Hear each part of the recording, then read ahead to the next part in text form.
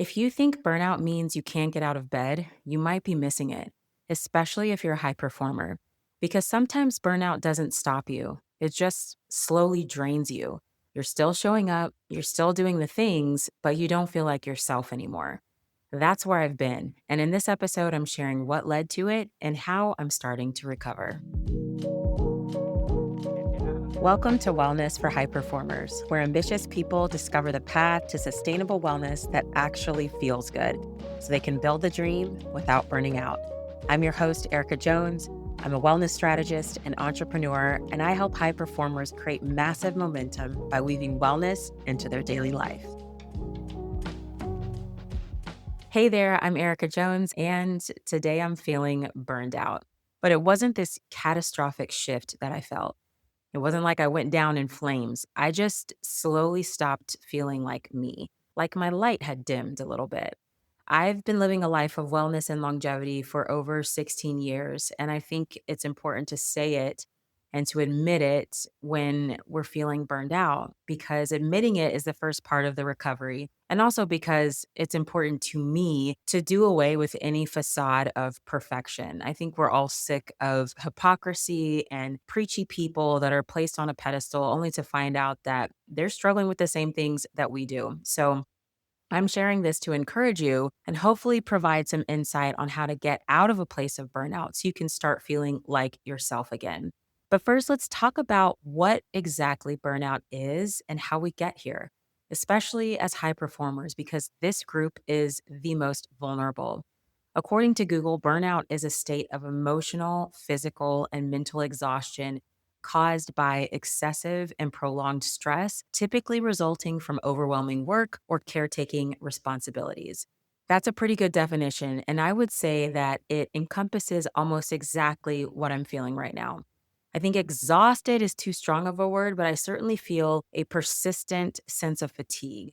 It's not to the point where I can't function, but it's enough that I know it's there and it's affecting the way that I'm showing up. And I'll get into that more. When it comes to burnout, there's definitely varying degrees. There's what I call catastrophic burnout, where you feel like you can't function at all. And this might be felt when someone experiences a great loss. Maybe someone close to them passes away, or I had a loved one a couple years ago who had her house burned down. That was a kind of catastrophic burnout that she dealt with related to that. Usually, this type of burnout, the catastrophic kind, it comes from a traumatic event. So that's one kind of burnout, very, very severe. Then there's what I would call extreme burnout that happens after you have a baby or go through a stressful event like moving house. It can be full of excitement and joy, but it's also stressful, especially if you have a newborn, you're not getting any sleep. So that's another factor impacting that whole scenario. But most high performers aren't dealing with catastrophic or what I've called extreme burnout. Most are dealing with chronic stress that turns into a habitual kind of burnout, the kind that's baked into the daily rhythm. But it may not feel like a crash and burn. It may just be a gradual erosion of resilience and energy that becomes intensely felt over time. That's what I'm dealing with right now. And it's a result of multiple life scenarios that have been building since December of last year. And I'm going to share a little bit about what's going on so that you can see that the things that propel us into burnout are not necessarily because we're checking emails at midnight. Sometimes it's a culmination of life events that simply become too stressful for too long. So, at the risk of sounding like I'm complaining or trying to rally your pity, I'm going to share what the last few months have looked like just in case you can relate in any way. So, you may have seen me mention that we had water damage in the house in December. It was wild. My husband loves the Toto toilets, specifically the bidet. He was first introduced to them in Japan a few years ago, and he was like, "We have got to get one of these." Well, the seat in the master bathroom broke, and he ordered a replacement. So he put the seat on. Everything seemed to be working fine until the next morning when he discovered that water had leaked all night from the master bedroom, which is up on the top level, all the way to the basement on the very bottom level. And on the way down, it extensively damaged my kitchen to the point where we had to throw away the majority of our cabinets. This all happened in December, right before Christmas, when we were having family come into town. So, right there, cue the stress. Now, if this was a one off thing, I think I would have been able to handle it better. But we had a plumbing leak from the same toilet 18 months prior when it had flooded. So I knew that we were in for a rough ride and actually cried when I realized the extent of the damage because one, the timing was horrible. It was right before Christmas, which is a very special holiday for us. But then because of what I had been through with the damage 18 months prior, I knew what we were up against. And I'm not sure if you've ever dealt with water damage before, but the remediation and repair process is awful. If you do it right, it's horrible. You have to dry everything out that requires demolition. And you need to do this to make sure that there's no mold growth there. And so for us, especially with the humidity in Georgia, we have to be extra careful because the environment here is the perfect breeding ground for mold. And my husband is seriously allergic to it. So we had to really take care to make sure it was remediated properly. So they tore out our kitchen. They brought in these huge machines. They're so loud that you literally have to shout to be heard by the person next to you. So, needless to say, we spent a lot of time out of the house during those 5 or so days where the machines were running, but we decided to turn lemons into lemonade and do a kitchen renovation because we'd been planning to do one in a few years anyway. So rather than tearing everything out in 2 years, we decided to just rebuild exactly what we want. So that is the silver lining with that. But then there's the businesses. So my husband and I, we work together in our doctor coaching company, and he's been working on starting a peptide and exosome brand for the doctors. Now, since I handle all of our company finances, all of our corporate structures, there was a lot to do with getting this set up and running and all the right pieces in place. In the meantime, I've been homeschooling our 4 kids, working with my book coach, keeping the household running, and dealing with our crazy dog who has been having a really hard time with all of the noise of the renovations. He may have been the most stressful of all of the above. He is the cutest, sweetest mini golden doodle, but the dude is highly anxious. We've been working with the vet to help him calm down, but when he's nervous, he gets really destructive. And so in the last month, he's chewed up my stairs, he's chewed up a table that I love, he's pooped and peed in the house multiple times. My kids adore him, so do we. And he's kind of like my fifth child. So we've been really working on solutions to help calm him down, but that has been a lot. Isaac's travel schedule was also pretty intense in February, so that was another factor. And we're also in the midst of an IRS audit. I have been spearheading that with our attorney, and that's another responsibility that has taken up a lot of my time, attention, and energy. So, all of this came to a head last week when I started having trouble sleeping. I have a pretty big capacity for stress and I can handle a lot as long as my sleep remains unchanged. But I just think the buildup of all of this and the prolonged time period, we're talking months of these challenges, has started to take a toll and affect my sleep. Well, the result was I just didn't feel like myself. I would wake up with this sense of fatigue, less joy, less excitement for the day. Little things would get under my skin and annoy me. I'd find myself needing time away from everyone because my nervous system was just stressed. I just felt compromised. That's the best word I can use for it. I just felt compromised and less like me. And again, it's not like this was brought on from working late or working too much. In fact, for the most part, I've been staying on top of my health habits. And I say this because sometimes it's just the nature of life that things start stockpiling and it affects our nervous system and our energy reserves. And we just need to recalibrate. And that's where I'm at right now. And I don't think there's any shame in dealing with burnout every now and then as long as we don't stay there. Pretty much everything I'm dealing with right now is a temporary situation, and I can see the light at the end of the tunnel. My kitchen's going to be finished in a couple of weeks. The business structures are set up and running. My sleep will return to normal. The dog will hopefully start to relax. The IRS audit will end. And we've got about 6 more weeks of homeschool before we break for the summer. And although homeschool is one of the highlights of my day, it does take up time, it does take up energy. And so my point is that reprieve is in sight. When there's no end in sight to burnout or a difficult situation, sometimes it means we should pause and evaluate what is happening and why and what needs to shift. Sometimes it's delegating something, sometimes it's stepping down from a commitment, Sometimes it's simply recognizing that we all have a limited capacity and all the things cannot be done all at once. Prioritization becomes necessary. I actually sent an email out last week on the illusion of urgency because sometimes what we think is urgent is just hype. This can fuel a lot of unnecessary stress because in reality, there's a short list of things that are truly urgent. But that's a topic I want to dive deeper into on another day. For now, what do you do when you're at the point of burnout? I'll tell you what I'm doing right now. I am placing a higher priority on sleep than I have in recent months. I never truly got back into my daily rhythm after the holidays.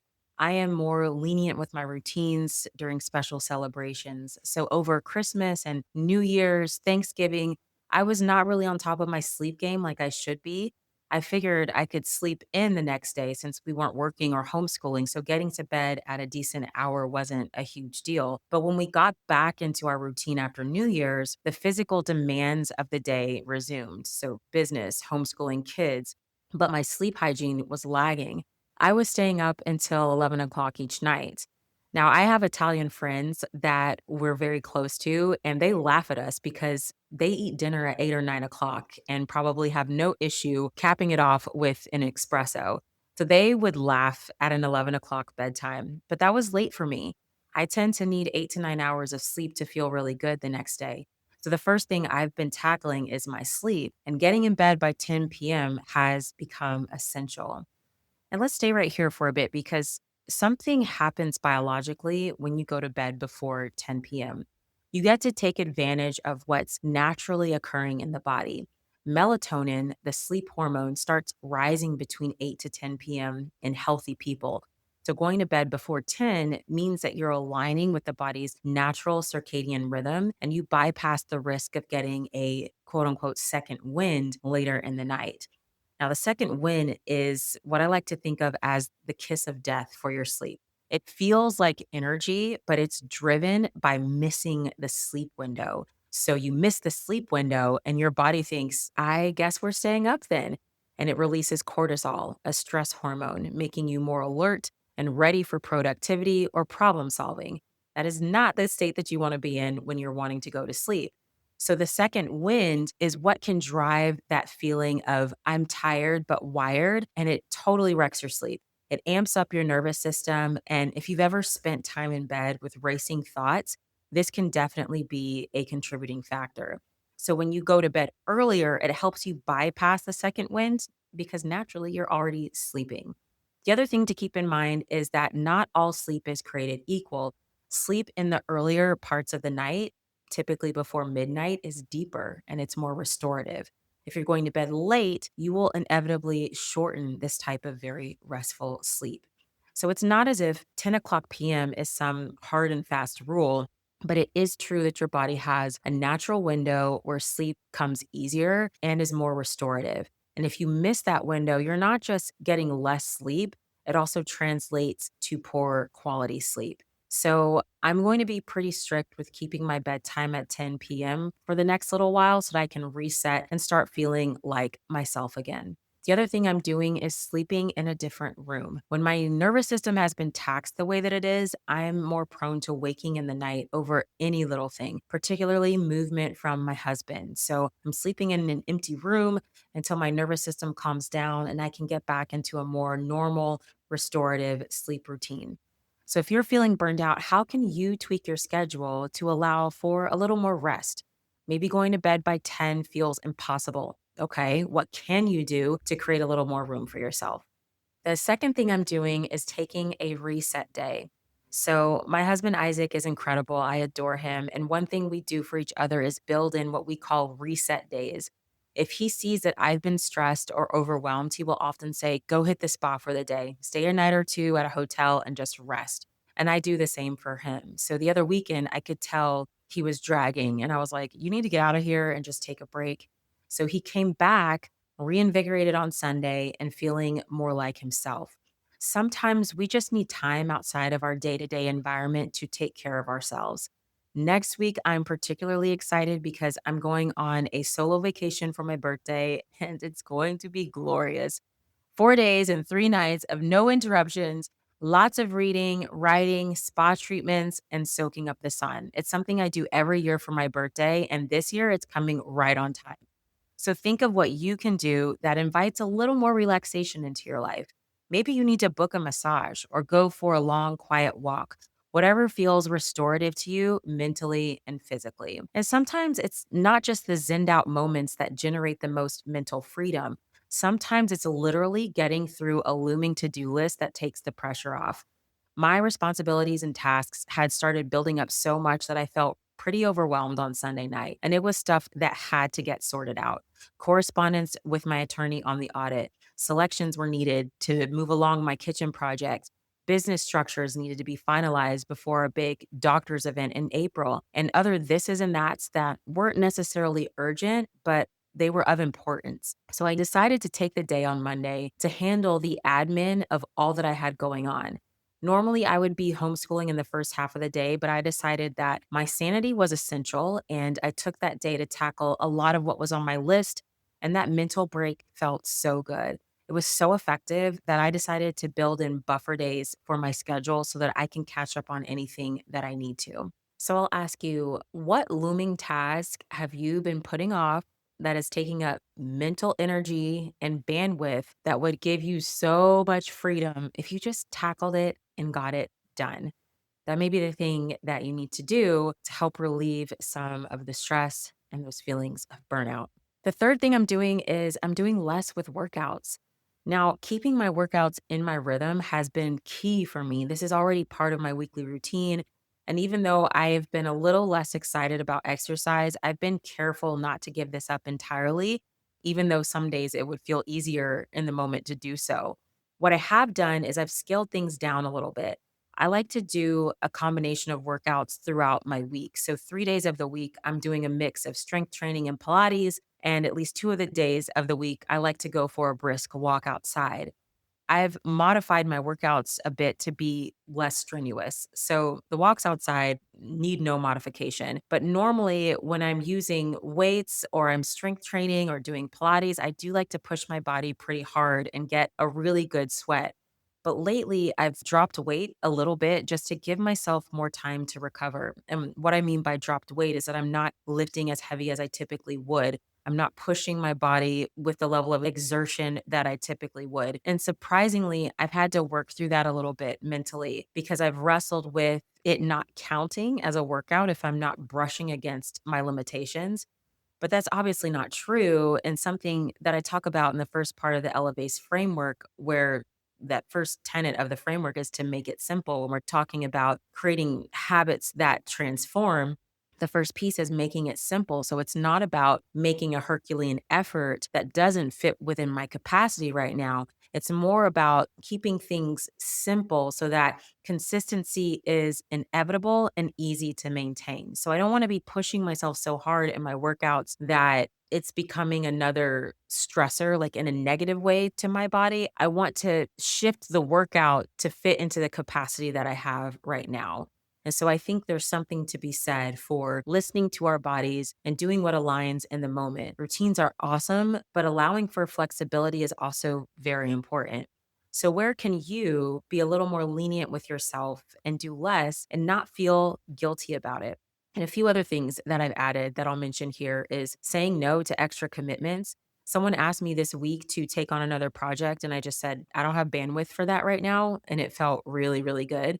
I've also started ignoring communication that is too vague or open ended or requires a ton of work. All of these are things I'm going to continue to do past the point of this like reset mode. These are going to be ways of being for me going forward because I'm finding that they're very helpful and so effective.